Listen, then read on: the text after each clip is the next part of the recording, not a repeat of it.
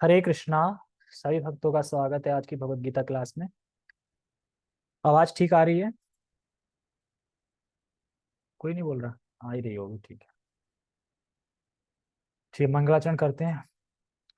ओम अज्ञानतिमिरान्धस्य ज्ञानञ्जनशलाकया चक्षुरुन्मीलितं येन तस्मै श्रीगुरुवे नमः।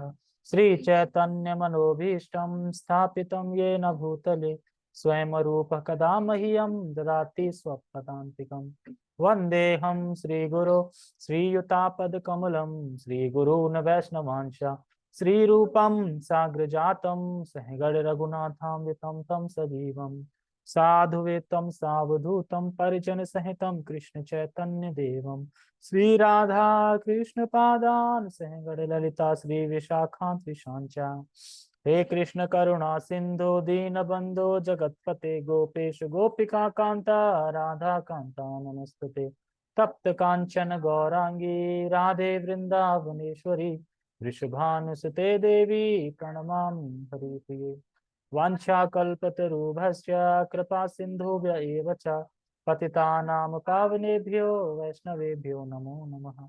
जय श्री कृष्णा चैतन्य प्रभु नित्यानंद श्री अद्वैत गदाधर श्रीवासादि गौर भक्तवृंद। हरे कृष्णा कृष्णा कृष्णा हरे हरे हरे राम राम राम हरे हरे। रामाय रामभद्राय रामचंद्राय वेदसे रघुनाथाय नाथाय सीताया पते नमः। नमो विष्णुपादाय कृष्णपृष्ठाय भूतले श्रीमते भक्तिवेदांत स्वामिनि इति नामने। नमस्ते सारस्वते देवे गौरवाणी प्रचारिणे निर्विशेष शून्यवादी पाश्चात्य देश तारिणी। हरे कृष्णा।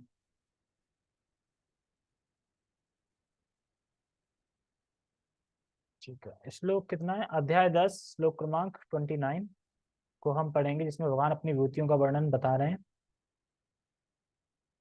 तो इसमें भी एक दो तीन चार चार विभूतियों का वर्णन है। इसमें भी हर किसी में श्लोक में मोस्टली चार विभूतियों का वर्णन है। तो पहले हम श्लोक का उच्चारण करते हैं।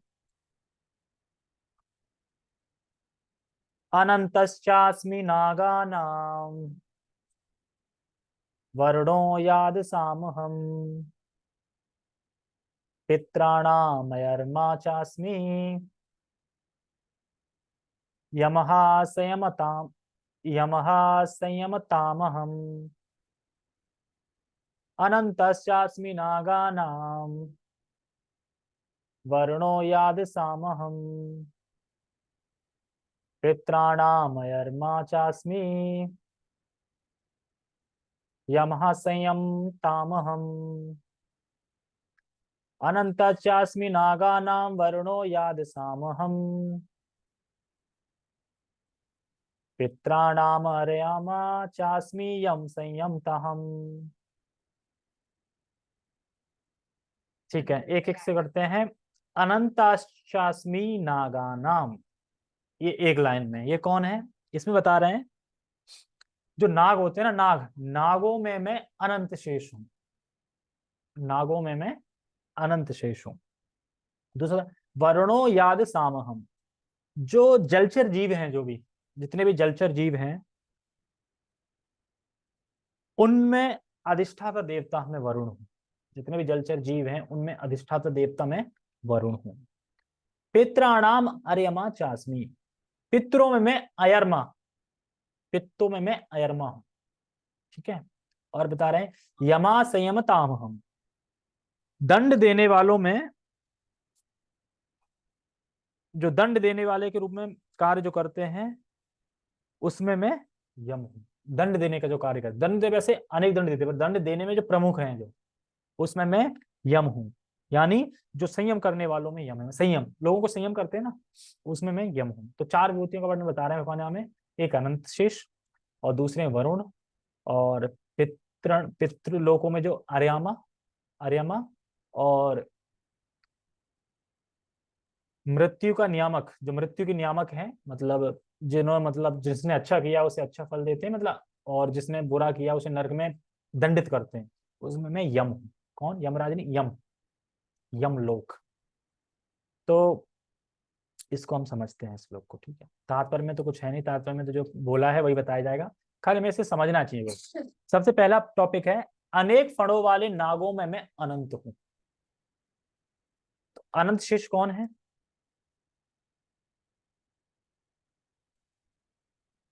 बलराम जी के, मतलब बलराम जी, ठीक है। तो अनंत शेष है, तो अनंत शेष की क्या प्रमुखता है? अनंत शेषों के मतलब जो फन है वो कितने फन है अनंत शेष के? 14 फन है, कितने? 100, 100 फन है इसमें लिखा है। अनेक, हाँ अनेक फणों वाले, अनेक में अनेक तो वैसे हजारों या फिर 100 1000 ऐसे अनेक फन है उनके, अनेक में ऐसे आते हैं, अनेक फन है, ठीक है। उनको बोल रहा है को उनमें मतलब जो नाग होते हैं, तो नाग कोई छोटे भी नाग होते हैं जिनके 1 2 फन है नाग, या एक नाग वो भी होता है ना, अपन देखते हैं नाग निकलता रहता है, एक फन होता है, एक फन वाले नाग होते हैं। लेकिन इसमें क्या, बहुत सारे फन है। फंड, फंड मतलब फंड। तो उन फंड से क्या करना है? बीन बजाते हैं क्या उन फंड से वो? नहीं, बीन नहीं बजाते। उन फणों के ऊपर क्या रखा है? ब्रह्मांड रखा है, यानी पृथ्वी रखी है, और पूरा जो 14 जो लोक हैं वो सब उनके फन पे रखे हैं, फन पे। यानी पृथ्वी देवी, जो पृथ्वी है जो अपनी भू, उस भू को धारण किया हुआ है उन्होंने, ठीक है, फन रखे हैं। और उन्हें पता भी नहीं कि मैंने मैंने रखा है। उनको ये भी नहीं पता है कि मैंने अपने फनों पे मतलब धारण कर रखे हैं ब्रह्मांडों को, ये भी नहीं पता कैसे हैं, बिल्कुल जौ की तरह, सरसों की तरह। और क्या करते हैं? और उनके जो अनंत फन है, उन अनंत फनों से भगवान की अनंत लीलाओं का गुणगान कर रहे हैं, और फिर भी लीला खत्म नहीं हो रही है। जो कुछ रह रही है उसको भी कर रहे हैं, फिर भी शेष रह गया, इसलिए बोलते हैं अनंत शेष। यानी भगवान की लीला इतनी है, इतनी इतनी है कि वो अनंत फनों से, अनंत काल से गुणगान करने में लगे हैं, फिर भी खत्म नहीं हो रहा भगवान का गुणगान। तो सोचो भगवान का गुणगान है कितना। हम तो सोचते हैं कि श्रीमद् भागवतम पढ़ लिया, सारा गुणगान पढ़ लिया, अरे भाई ये तो कुछ भी नहीं है, ये कुछ भी नहीं है। क्योंकि जब अनंत शेष अनंत फनों से, मान लो अगर मैं तुम्हें लाख मुंह दे दूं, उस लाख मुंह से तुम भगवान का गुणगान करो अलग अलग, ठीक है, रिपीट मत करो, अलग अलग कर रहे हो, और फिर भी वो खत्म नहीं हो रहा। और कुछ बच रहा है तो उसको भी कर रहे हो, मान लो कि कुछ बच गया उसको कर रहे हो, फिर भी रह गया शेष। तो जो शेष है वो भी कर रहे हो, फिर भी रह गया, तो पूरा नहीं हो पाया। और बताते हैं, तो अनंत फनों से वो कर रहे हैं लीला, फिर भी वो खत्म नहीं हो रही है। तो अनंत फनों से भगवान का गुणगान कर रहे हैं, और अभी तक पूरा नहीं कर पाए, मतलब क्योंकि भगवान से उन्होंने पूछा, भगवान मुझे कब तक मतलब पृथ्वी को धारण करना पड़ेगा, इस तरीके से भजन लग रहा है मुझे, कब तक? तो कह रहे जब तक आप मेरा गुणगान खत्म करोगे तब तक। बस अब वो गुणगान खत्म नहीं हो पाए, और वो गुणगान खत्म नहीं हो रहा। और वो गुणगान क्या है, खत्म नहीं हो रहा गुणगान। क्या? हाँ, भजन का असर नहीं पता, असर का मतलब ये है कि भजन है कि नहीं है उसको पता नहीं चल रहा। लेकिन इतना पता है कि मैंने पृथ्वी को, भू मतलब पृथ्वी को धारण कर रहा है, पृथ्वी मतलब अपनी जो पूरी पृथ्वी है ना, 5000 करोड़ मील, पता नहीं कितनी मतलब इसकी लंबाई है पूरी पृथ्वी की जो है, पता नहीं कितनी है वो, कंफर्म नहीं है 5000 करोड़ है कि 5 लाख करोड़ है, 5 अरब करोड़ है, कितनी है जो भी है। तो उसको क्या है कि उसको फन पे रखी है मतलब वो, ठीक है, शेषनाग। अब ये सोच के देखो शेषनाग के फन कितने बड़े हैं, यानी शेषनाग खुद कितने बड़े हैं, और फिर विष्णु कितने बड़े हैं जो लेटे होंगे। हम खाली टीवी में देख लेते हैं ना कि छोटे से ऐसे लेटे ना, देखोगे ना कितने बड़े लेटे, कितने बड़े फन है, उसके बाद पृथ्वी ऐसे सरसों जैसी लग रही है, ब्रह्मांड सरसों जैसे लग रहे हैं, पृथ्वी तो कोई ठिकाना ही नहीं है। तो फिर सोच सकते हैं कि बहुत,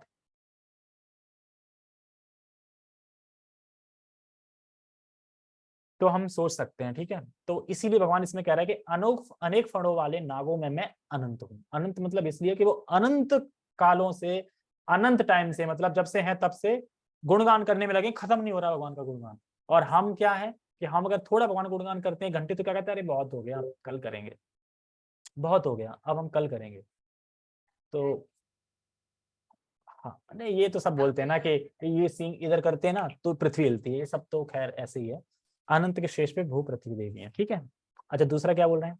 और जल चरों में वरुण देव। तो वरुण देव बताते हैं कि एक बार क्या हो, जब हिरण्याक्ष था ना, हिरण्याक्ष दिति का पुत्र, हिरण्यकश्यपु हिरण्याक्ष, क्या नाम उसका, हिरण्याक्ष यही है ना। तो वो एक बार गया वरुण देव के पास जलचर में नीचे, और बड़ा विनीत भाव से हाथ जोड़ के बोलता है, हे वरुण देव, मेरी एक विनती है आपसे। क्या विनती है? क्या आप मुझे एक वरदान दे सकते हो? क्या वरदान चाहिए? वरदान में मुझे युद्ध चाहिए, मैं आपसे युद्ध करना चाहता हूँ। तो वरुण देव कहते देखो मैं तो अब बूढ़ा हो गया हूँ, मुझ में इतनी ताकत नहीं है कि मैं लड़ सकूं, लेकिन तुमसे लड़ने के लिए कोई है, तुमसे लड़ने के लिए क्या है जो तुम्हें धूल चटा देगा। अच्छा, हाँ, तुमसे लड़ने के लिए कोई है, और उसका ठिकाना बता दिया, जाओ ऐसे ऐसे जाओ, जो क्षीर सागर है ना जहाँ पे समुद्र में वो पृथ्वी डूब गई थी, वहां जाओ, वहां आपको मिलेगा, वहां आप अपनी पूरी भड़ास निकाल लेना, और बहुत ही जल्द आपका अंत आने वाला है, मतलब बता दिया। तो बड़ा खुश हो गया, मुझसे लड़ने के लिए कोई आ गया, मतलब उसको खुजली होती थी लड़ने की मैच को, क्योंकि कोई लड़ने वाला था नहीं। अब मान लो किसी के पास कोई शक्ति हो, उसके सामने कोई टिकने वाला ना हो, तो मजा आएगा? नहीं मजा आएगा ना, कोई टक्कर वाला होना चाहिए ना। फिर टक्कर वाला देखा, तो बताते हैं कि जब ये जो वराह रूप में भगवान आए, तो देखते कि नहीं तो पशु है, ये तो शुअर है, ये क्या लड़ेगा इस तरीके से, और ये क्या ले जा रहा है अपने दांतों पे दबा के, ऐसे करके ले जा रहे थे, वैसे करके टमक टमक के, ये देखा था क्या ले जा रहे हैं, ये पृथ्वी ले जा रहे हैं, फिर छीनने की कोशिश करता है, मतलब जो भी है, फिर उसका अलग रहता है, दोनों में युद्ध होता है, तो खूब मुक्का मारी सब कुछ होता है, फिर अंत में भगवान उसका खत्म कर देते हैं। कैसे? एक थोड़ी पे यहाँ पे, एक थोड़ी पे यहाँ पे मुक्का मारते हैं, और मुक्का मार के वो वहीं पे धराशायी हो जाता है इस तरीके से। और एक वरुण देव की आती है कि वरुण देव कौन है, जैसे कि एक बार जो नंद बाबा थे, तो नंद बाबा एकादशी में प्रातः काल स्नान करने गए थे यमुना नदी में, तो जल्दी जग गए, मतलब एक्साइट थे स्नान करने में, तो जल्दी जग गए, तो दिन निकल नहीं पाया था सूर्य, जल्दी चल गए, तो वरुण देव के कोई सेनापति या कोई दूत था, वो उनको पकड़ ले गया।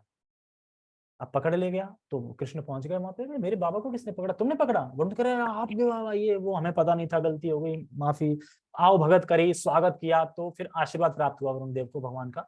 तब वहां नंद महाराज सोच रहे, यार मेरा पुत्र भगवान है, क्यों वह जा रहा है, छुड़ा के ला रहा है, और वो उसकी स्तुति कर रहे हैं, आरती कर रहे हैं, उसका स्वागत कर रहे हैं, तो लगेगा ना मेरा पुत्र भगवान है, इस तरीके से। तो ऐसी ऐसी लीलाएं हैं। ठीक है, और क्या बोल रहे हैं? मैं पितरों में अयरमा हूं। देखो अयरमा, जैसे मृत्यु लोक के जो यमलोक के राजा कौन है? यमराज। ऐसे ही पितरों के राजा कौन है? अयरमा। तो पितृलोक में जो भी व्यवस्था है, जो भी देख रेख करते हैं, जो भी हेड है, मतलब वो अयरमा है। और बताते हैं अयरमा और यमराज, ये दोनों मतलब निजी हैं, एक तरीके से आसपास रहते हैं, मतलब यमलोक पितृलोक पास पास में ही है। जैसे पहले पृथ्वीलोक, पृथ्वीलोक के ऊपर है पितृलोक, पितृलोक के ऊपर है नर्कलोक, फिर ऊपर स्वर्गलोक, ऐसे कर करके फिर सत्यलोक, फिर आगे आगे प्लेनेट बढ़े हैं। ठीक है, तो अभी पास पास में। तो एक बार जो मार्कंड ऋषि थे, तो उनको सजा दे दी थी, मतलब सजा सुनाई गई थी, उनको भाला अंदर से निकाल देता है अगर, तो वो कह रहा है अच्छा मैंने कोई आज तक तपस्या करी है, कोई गलती नहीं करी है, तो फिर मुझे इसका दंड क्यों मिला, मैं यमराज से पूछूंगा जाके। तो यमराज के पास पहुंच गए, तो यमराज के पास जब पहुंचे, तो यमराज से पूछते हैं कि आपने मुझे दंड क्यों दिया? कि वो आपने ना एक कीड़ा था, उसमें कुछ आपने कांटे से ऐसे करके आर पार किया था, कहीं आर पार लिखा है, कहीं छेदना लिखा है, मतलब इस तरीके। हाँ छेदना लिखा है, वो अलग अलग ग्रंथों में अलग अलग कल्प में अलग अलग होता है, मतलब ठीक है, तो सारा ही सच होता है। छेदना पर कहीं बताएगा बाला आर पार निकाल दिया था, यानी कांटा घुसेड़ दिया था ऐसे करके। हाँ वो दोनों ही ठीक है। ठीक है, तो अब कहीं तो ये लिखा है कि भाला लगा था ना, भाला लगे ही पहुंच गए हम लोग, और क्यों पता नहीं भाला निकाल के फिर गए हम लोग, तो वो दोनों ही सही है। वो अलग अलग कल्पों में अलग अलग कथाएं मिलती हैं, जैसे कि रावण को 4-5 तरीके से सीता का हरण किया था। एक तो वो धरती धस गई थी ऐसे करके उड़ा ले गया था, एक तो जो अपन सुनते हैं जहाज के लाया था वो ऐसे करके, एक बताते कि उठा के ले गया था, मतलब अलग अलग आती है उसमें। तो ये कोई इसमें कोई दिक्कत नहीं है, वो अलग अलग कल्प की होती है ना, तो अलग अलग थोड़ा डिफरेंस होता है, पर लीला का जो सिद्धांत है, जो समझना है, वो मेन वही रहता है।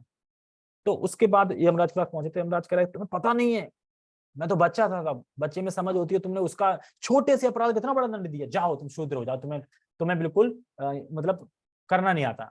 तो बताते हैं कि वैसे यमराज प्रतिनिधि क्यों है भगवान के, आगे बताएंगे इसमें।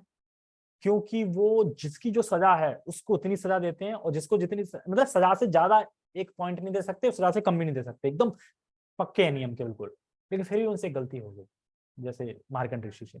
तो बताते हैं कि जब विदुर यहाँ पे 100 साल के लिए जब आए थे रहे थे, तो उस टाइम पे जो ये अयरमा थे, ये अयरमा जाके इन्होंने वो संभाला था जाके राज्य उनका, मतलब जो दंड वंड देना है इनने संभाला था, इनने 1 साल जॉब करी थी वहां जाके।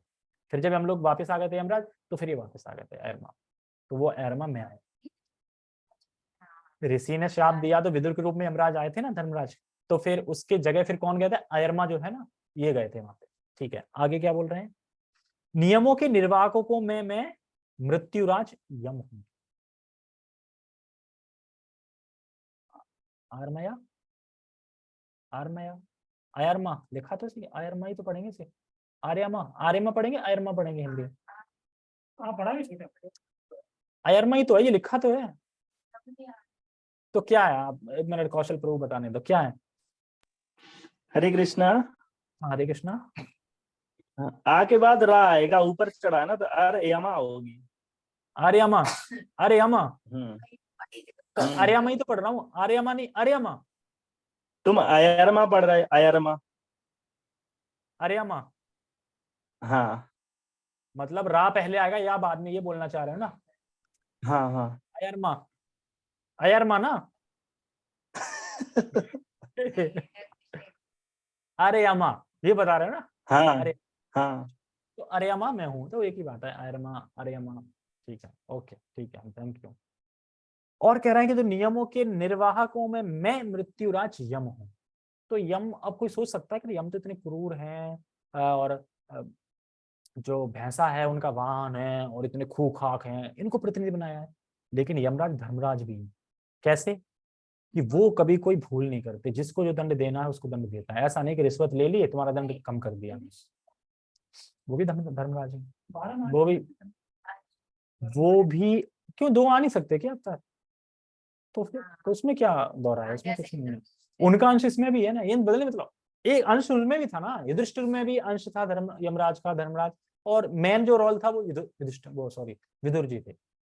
तो इसलिए विदुर जी फिर बाद में किस तरीके से अपने भाई, कौन था, धृतराष्ट्र, उसको कैसे चुंगल से निकाल के ले जाते हैं, कैसे हिमालय में ले जाते हैं और तपस्या करते हैं, और फिर वो मुक्त हो जाते हैं, मतलब मोक्ष प्राप्त करते हैं, जो भी किस तरीके से यहाँ फंसे पड़े थे। कितनी उन्हें गाली सुनाते हैं, बहुत भयंकर भयंकर गाली। भगवान के पास जाते कहां पे वर्णन नहीं दिया। कौन सा? नहीं, भगवान पास कहाँ जाते हैं, वहां से वो चले जाते हैं। कहाँ जाते हैं? वर्णन दिया, हिमालय जाते हैं ना, और कहाँ जाते हैं, शरीर जब त्यागते हैं ना अग्नि में, हाँ, वो जाते क्या भगवान पास जाते हैं कि कहाँ जाते हैं, वो वर्णन कर दिया नहीं। मुक्ति मिलती है उनको। मुक्ति मतलब ये है, धाम नहीं जाते। धाम धाम नहीं जा पाते, मतलब जो गोलोक धाम में वहां नहीं जाते, क्योंकि भक्ति नहीं करी थी ना उन्होंने, भक्ति नहीं करी थी। तो लेकिन मुक्ति मिल जाती।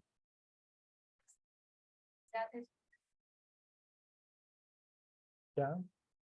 तो समस्या जो है नहीं है। ये तो मैंने नहीं सुना कि आप समस्या इस तरह थक जाओगे। हाँ तो होगा, लेकिन अब पढ़ेंगे तब। अच्छा, ऋषि से सुनी थी, पता नहीं, मैंने अभी पढ़ा नहीं तो फिर मैं नहीं बता सकता। ठीक है, कहाँ पे थे? मृत्युराज यम हो, तो ये यमराज इसीलिए। और बताते हैं ये जो अयरमा है ना, आर्यमा ये ठोक देगा। जो आर्यमा है, इनके वाहन कौन है, कोई बता सकता है? कौआ। अब कौआ क्यों है? हम पितरों को कौए भी खिलाते हैं ना, कौओं को। हाँ, तो क्योंकि हेड कौन है पितृलोक के? अब तो बता रहे हैं कौए कम हो गए हैं, लेकिन कौए का वाहन, मतलब कौए वाहन है हरियाणा का, इसलिए वो वहां पे फिर सप्लाई करते हैं। कुछ लोग बोलते हैं आप लोग बेवकूफ बना रहे हो, ऐसा थोड़ी होता ना कि आपने पितरों को खिलाया वहां पहुंच गया। तो उनसे बोलो कि आप बुक करते हो ट्रेन में खाना, फूड, तो ट्रेन में नहीं आ जाता है? कैसा आ जाता है? जब यहाँ के लोग इतना कर सकते हैं कि तुमने यहाँ घर बैठे बुक किया और ट्रेन में आपको प्रसाद मिल रहा है या खाना मिल रहा है, जो भी है, तो क्या भगवान इतना नहीं कर सकते? सारा कुछ तो भगवान ने किया है ना। ठीक है, तात्पर्य प्रभुपाद जी का, अनेक फणों वाले नागों में मैं अनंत सबसे प्रधान है, और इसी प्रकार जलचरों में मैं वरुण देव प्रधान है। तो ये दोनों कृष्ण के प्रतिनिधित्व करते हैं, मतलब कि कृष्ण ने इनको मुखिया बनाया, इनमें कृष्ण की शक्ति है, ये मैन है, मतलब उस चीज में विशेष शक्ति है भगवान की। वो इसी प्रकार पितृलोक के अधिष्ठाता अर्यमा है, जो कृष्ण के प्रतिनिधि हैं। ऐसे अनेक जीव हैं जो दुष्टों को दंड देते हैं, किंतु इनमें यम प्रमुख हैं। यम पृथ्वी लोक के निकटवर्ती लोक में रहते हैं। अब कोई बोले देखो जी, स्वर्ग नर्क कहीं नहीं होता, यही स्वर्ग है यही नर्क है। अरे भाई ये तो पढ़ लो, स्वर्ग भगवान कह रहे हैं, पितृलोक भी होता है, बता रहे ना, पितृलोक, नर्क लोक भी होता है, और ये जस्ट ऊपर ही है पृथ्वी के। यानी पृथ्वी मध्य सेंटर में आती है, और पृथ्वी के थोड़ा ऊपर जाओगे तो थोड़ा सुख मिलेगा, यानी पितृलोक में। और पितृलोक से थोड़ा और ऊपर जाओगे, मतलब वो पितृलोक से ऊपर जाओगे तो स्वर्गलोक है, लेकिन थोड़ा साइड में ऐसे जाओगे तो ये नर्क लोक भी। तो नर्क लोक तो बड़ा भयावह है, हर चीज का दंड मिलना है वहां। यम पृथ्वी के निकटवर्ती लोक में रहते हैं। मृत्यु के बाद पापी लोगों को वहां ले जाया जाता है, और यम उन्हें तरह तरह का दंड देने की व्यवस्था करता है। तो जो पापी लोग हैं उनको ले आया जाता है, तो जो पापी नहीं है उसको क्या दिक्कत है? यमराज वैसे तो मतलब एकदम धर्मराज हैं, बिल्कुल कोई गलती नहीं होती, लेकिन वो अपने दूतों से बोलते हैं जिस किसी ने भगवान को अगर प्रणाम भी किया है या एक बार नमस्कार किया है, प्रणाम किया है, नाम लिया है, तो उसको मैं प्रणाम करूं। अब सोच के देखो कि भक्ति कितनी स्ट्रांग है भगवान की, कि अगर कोई भगवान को प्रणाम करता है तो यमराज उसको प्रणाम कर रहे हैं, यानी वो फिर नरक नहीं जाएगा जिसने भगवान को प्रणाम किया एक बार भी। लेकिन लोग भगवान को प्रणाम, ऐसे बहुत से लोग हैं जो अगर मान लो यमदूत बोले अच्छा ऐसे तो दुनिया में हमारे पास कोई आएगा ना, हमारी तो जॉब चली जाएगी, क्यों? क्योंकि ऐसा तो कोई ना कोई होगा ही ना कि जो एक बार तो प्रणाम कर ही लेगा पूरे लाइफ में, 100 साल में, 100 साल नहीं, 80 साल 70 साल जो भी। लेकिन वो कह रहे हैं नहीं, कुछ ऐसे हैं जो नहीं करेंगे, कुछ ऐसे लोग हैं जिन्होंने भगवान को एक बार भी प्रणाम नहीं किया अभी तक। देवी देवता को खूब कर लिया होगा पर भगवान को प्रणाम नहीं किया, प्रणाम संसार प्रणाम किया हो ऐसे करके नहीं किया होगा। हाँ तो वो कह रहे हैं इसलिए भरा रहेगा नर्क, टेंशन मतलब आपकी जॉब नहीं जाएगी, क्योंकि वो तो घबराएगा कर लेगा। कह रहे अच्छा ये बताओ, अगर कोई मान लो कि लंगड़ा हुआ लूड़ा हुआ प्रणाम कर ही ना पाए तो सुन तो सकता है भगवान के बारे में। मान लो कोई बहरा हो, सुन तो स्मरण तो कर सकता है, देख तो सकता है, अंधा हो तो कभी तो किया हो, कैसे भी किया हो, जिसने प्रणाम किया हो वो यमलोक नहीं आ सकता। इतना बड़ा भगवान नाम है। आप सोचो जो भक्ति कर रहा है, जो भगवान का नाम निरंतर ले रहा है, उसकी क्या गति जाएगी। ऐसा है जिस तरीके से जो दुख है और जो पाप है, अगर छोटा सा भी हम पाप करते हैं तो उसका भी पाप भोगना पड़ता है, उसी तरह से छोटा भी अच्छा करते हैं भगवान के लिए तो उसका भी फल मिलता है। अगर देवी देवताओं ने पुण्य करेंगे तो पुण्य तो एक ऐसा चीज हो गया कि तुमने 100 पुण्य इकट्ठे कर लिए, ठीक है, मरे स्वर्ग गए, अपने पुण्य खत्म करके वापस आ गए। सीधा सिंपल है, मतलब कि किसी ने पैसे दिए, आप गए अमेरिका गए, उड़ा उड़ू के डॉलर वापस आ गए, पुण्य किया पाप भी किया दोनों मिलेंगे। तो नरक में जाना पड़ेगा। हाँ बिल्कुल जाना पड़ेगा ना, उसके बाद आए उससे मतलब चॉइस मिलता है, फिर पृथ्वी आएगा नरक पाप। मतलब कुछ लोग कहते हैं ना कि देखो खूब बुरा कर लो, एक अच्छा काम कर दो बस जो भगवान को पसंद आ जाए, सारे पाप नष्ट हो जाएंगे, सारे पाप खत्म। नहीं, पाप खत्म होते हैं सिर्फ भगवान के नाम से, भगवान की भक्ति से, भगवान का स्मरण करके, भक्तों का संग करके, इसी से पाप खत्म हो सकते हैं। बाकी तुम कुछ भी पुण्य कर लो, पाप नहीं काट सकते। कर्म कांड से भी पाप नहीं करते, पाप सिर्फ भक्ति से कटते हैं। हरे कृष्ण महामंत्र से। तो एक बार हरे कृष्णा कृष्णा कृष्णा हरे हरे, हरे राम राम राम हरे हरे। तो इतना वो है, ठीक है। तो अभी हम इसको रुकते हैं, अगला श्लोक हम कल करेंगे और हम थोड़ी चर्चा करेंगे मथुरा महात्म्य के बारे में, तो बने रहिए, ठीक है। ओके, तो ये अपना बहुत प्यारा सा वो है मथुरा, इसके बारे में चर्चा करते हैं कि मथुरा क्या है। मथुरा महात्म्य 5 से 7 चैप्टर है इसमें और 31 पेज हैं। तो हम पढ़ते हैं एक बार। वृंदावन मथुरा धाम की जय। ओके।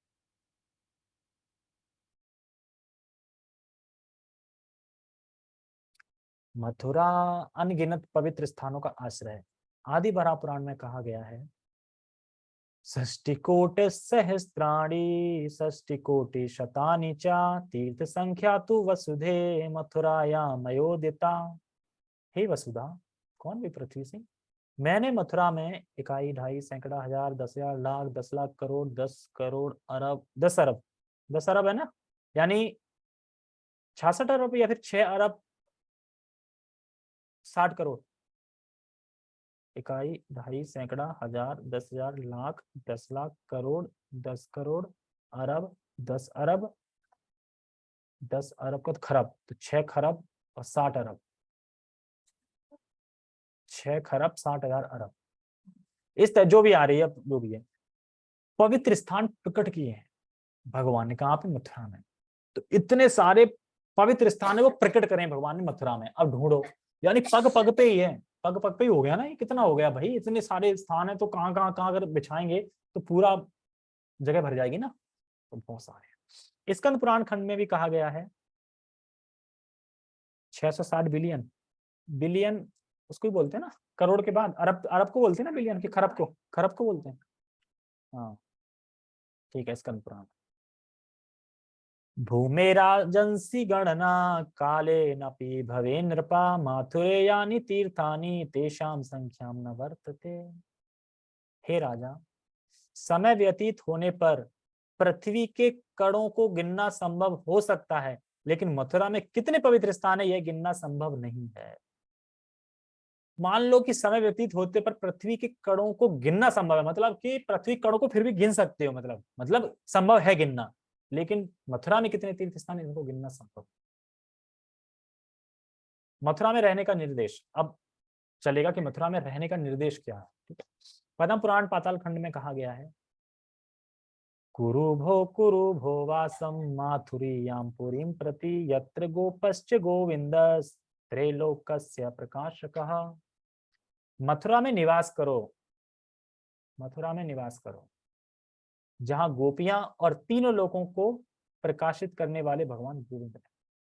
तो कह रहे हैं मथुरा में निवास करो, मथुरा में निवास करो जहां पे गोपियों और तीनों लोगों को प्रकाशित करने वाले गोविंद हैं। तो मथुरा में रहते हैं वो। रे रे संसार मृगाग शिक्षा में काम ततः शृणु यदीच्छसि सुखम सांद्रम वासम कुरु मधुपुरे। हे जन्म और मृत्यु के सागर में मग्न हुए लोगों, कृपया यह एक शिक्षा सुने, यदि आप धनीभूत आनंद चाहते हैं तो कृपया मथुरा में निवास करो।